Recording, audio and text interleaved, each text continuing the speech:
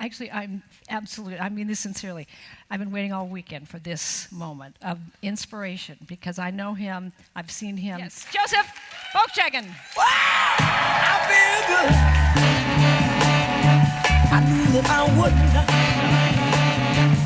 I feel good. But I sat through a service and it lit a fire in my soul beyond anything I had ever recognized before. And that sounds like it would be really exciting, right? But it has been, for a majority of my adult life, it was like torture. Because growing up in blue-collar family in the automotive mecca of the world outside Detroit, Michigan, and I was taught that responsibility for a man means that you get a job with a paycheck and you support your family. And I bought that hook, line, and sinker, and that passion that ignited. I spent so many years of my adult life pushing that down. The passion was to be up on stage and speaking and motivating and inspiring like I felt and I had never felt before, like I had that day in the Unity Church. And so as I went forward, and like I said, I bought it hook, line, and sinker, and I built a career in corporate America up to a vice president of sales position for a $60 million corporation with a bachelor's degree and all the stuff to match. And each one of those steps up that ladder, now my passion I continued to carry through that whole time, and I kept trying to push it down. And each one of those steps I went up that corporate ladder, the more painful it got in where my real desires and my passion and my love for my life was.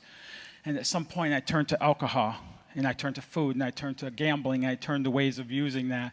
And that led to experiencing divorce in my life after a 20-year marriage. I have one son that I've been gifted with and absolutely adore, and there is a gap between him and I that comes when there's substance abuse in the family. Mary, a few years ago, I was diagnosed with type 2 diabetes. And I didn't even care to do anything different. I didn't exercise. I didn't look at my eating. I didn't look at doing things different. I was so far off of that, where that drive was for me in my life. And through this whole process, I tried bringing that forward. I've written a book, and I've tried different things to live that life, to bring that forward, and nothing came of it. And not long ago, I was in Iowa, which is where my job was, and I was driving home from work, and I just had this breakdown, just right in driving. And I just said, God, I don't know how to do this. Put any other passion inside of me, and I'll follow it with all my heart and all my soul, with everything I got. But I don't know how to do this. And nothing comes of it. No matter what I do, nothing comes forward, nothing comes of it. It was that kind of a prayer, that pleading, that I'm giving up.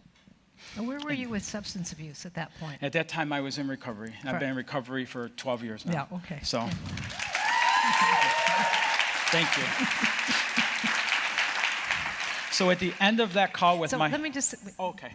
What I'm hearing is that even in recovery, that your whole life got better, of course, yeah. but the pain of the disconnect between you and your passion only grew. Yeah, absolutely. Yeah, that almost, you're right. It kind of ignited even more, because it's like, okay, now I'm doing these things. I can see this stuff happening, and so it's still not coming to fruition. I've written a book that's been published since then and stuff.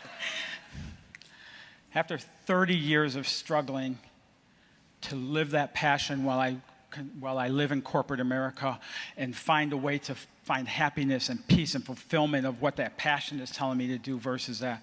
4 weeks ago, I resigned from corporate America.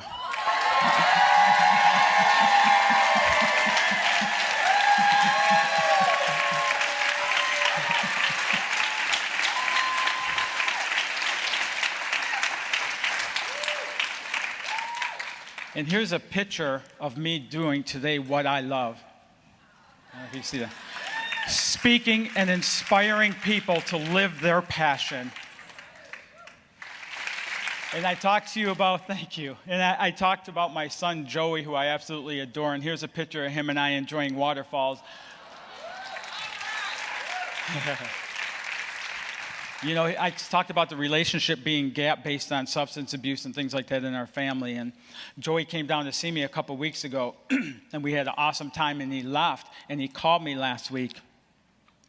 And he said, Dad, I want to come and live with you in South Carolina.